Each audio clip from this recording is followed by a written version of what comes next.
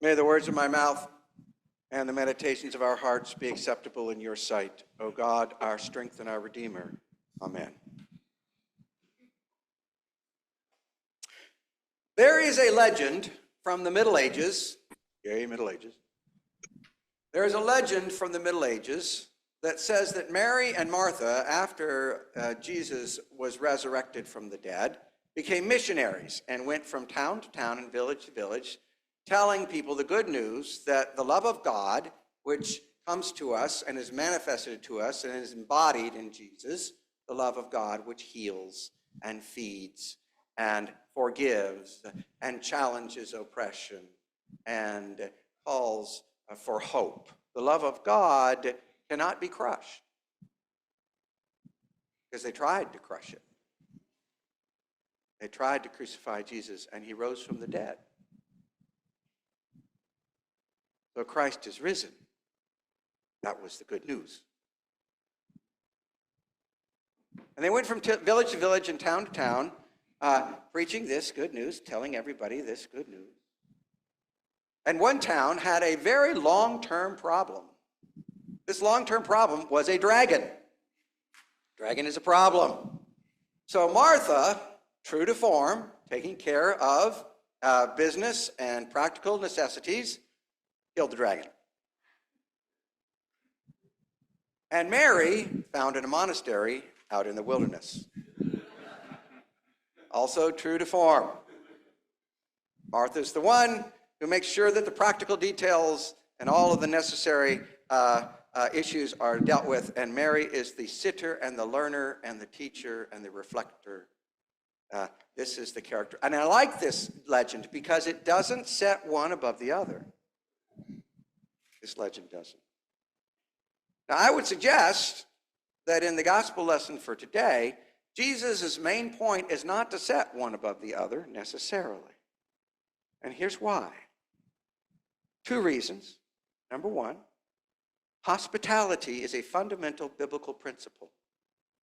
It is a fundamental biblical value throughout the scriptures, and in the Gospel of Luke in particular. Hospitality is an essential activity of someone who follows God. And in order to have hospitality, you've got to have details.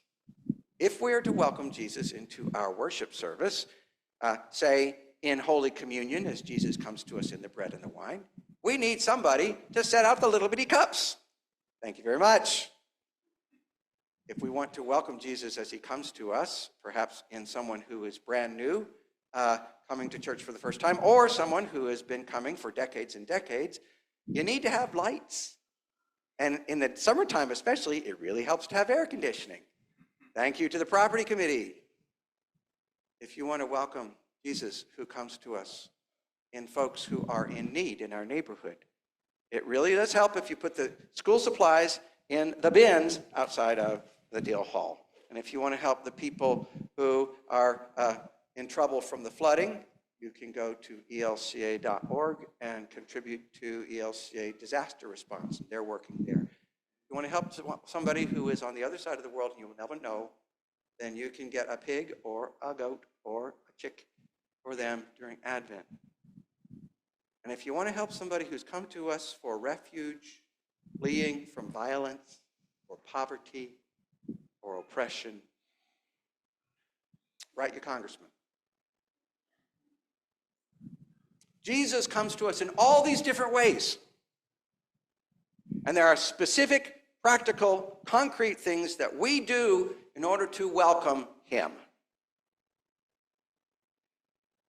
Now, Martha, she has invited Jesus into her home.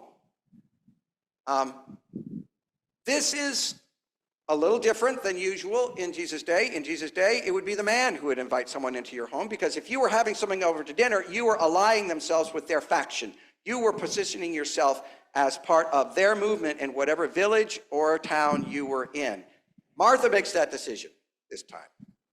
She contradicts the gender norms of the day. This is a remarkable family, by the way, because we'll hear a little bit more about Mary in a minute. But my question for you is, what kind of family do you want to have? What What kind of families are we called to? How do we welcome Jesus? Specific, concrete hospitality. Now that's one reason, because hospitality is important. The second reason is because I would submit that the gospel lesson for today is part of a pair, part of a couplet in the Gospel of Luke. There are many couplets in the Gospel of Luke where Luke just addresses a man and then a woman. For example, at the beginning of the Gospel of Luke, the angel Gabriel comes to an old man, Zechariah, in the Holy of Holies, in the temple, the most important place in the entire world. And Gabriel announces a miraculous birth, the birth of John the Baptist. Then Gabriel immediately goes to a young woman, from an old man to a young woman. And she is in Nazareth, in the backwater state of Galilee, to an old man in the most important part of the world, to a young woman in one of the least important parts of the world, and Gabriel announces a miraculous birth of the Christ child, a couplet. Also, Jesus tells a parable about what God is like and says God is like a good shepherd who goes out and searches and searches and searches for us and finds us, the sheep, and brings us home and rejoices. Shepherds were men.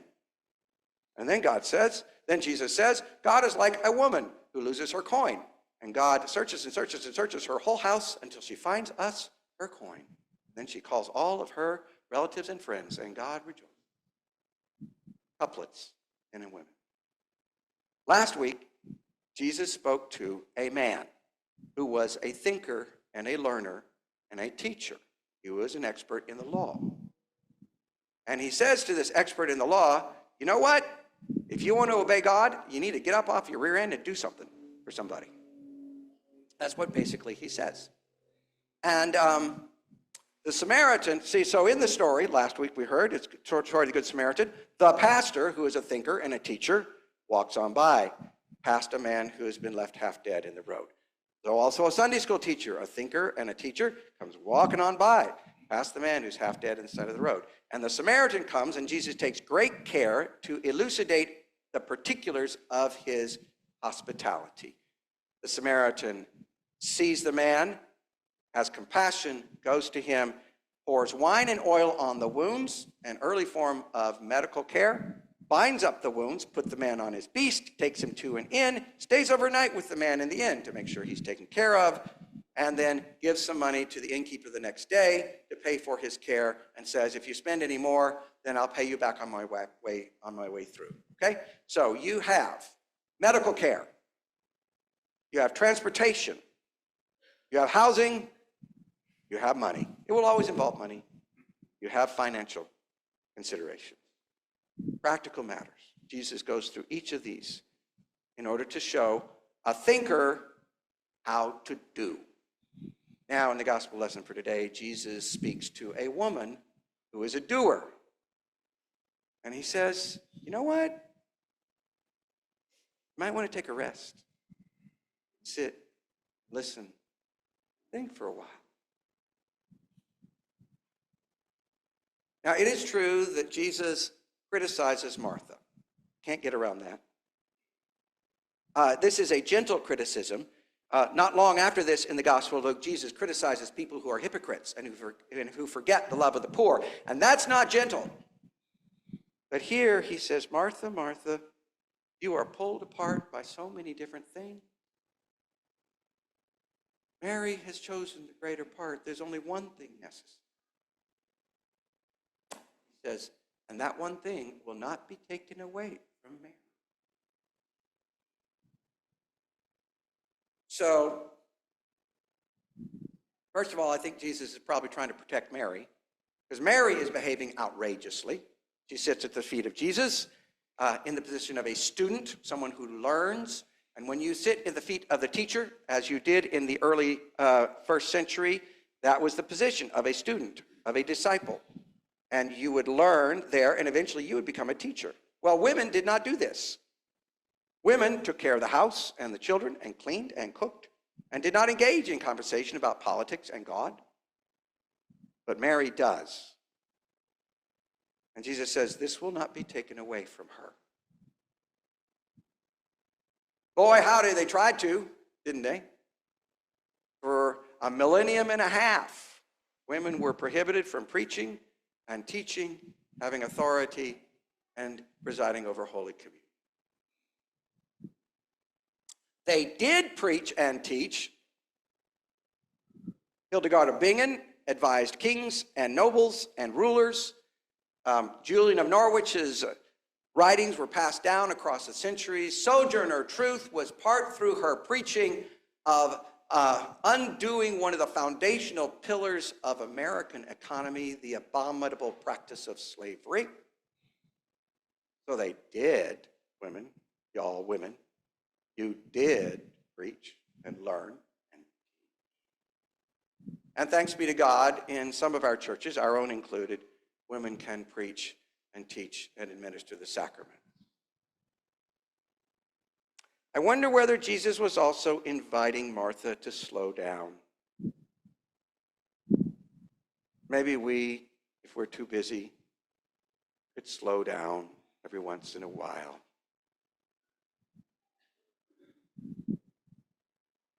In the Hebrew scripture for today,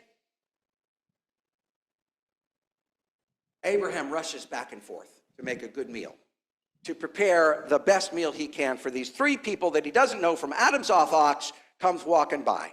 They could be strangers. They could be foreigners.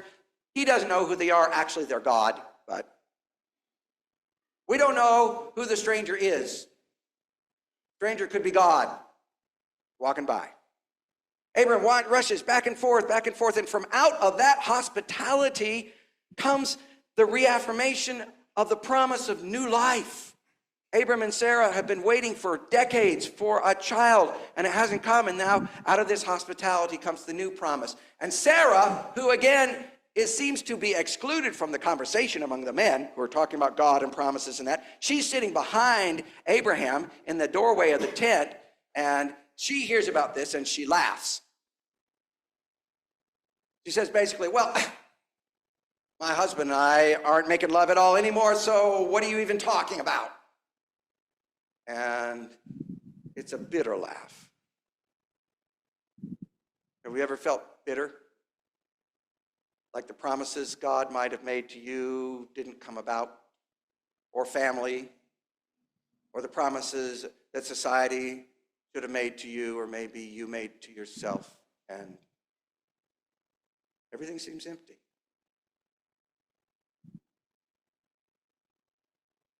Sarah laughs. And God says to Abraham, not Sarah, God says to Abraham, did Sarah laugh? And Sarah breaks into the conversation between the men. And she says, I didn't laugh. And now God speaks directly to her. She says, yes, you did.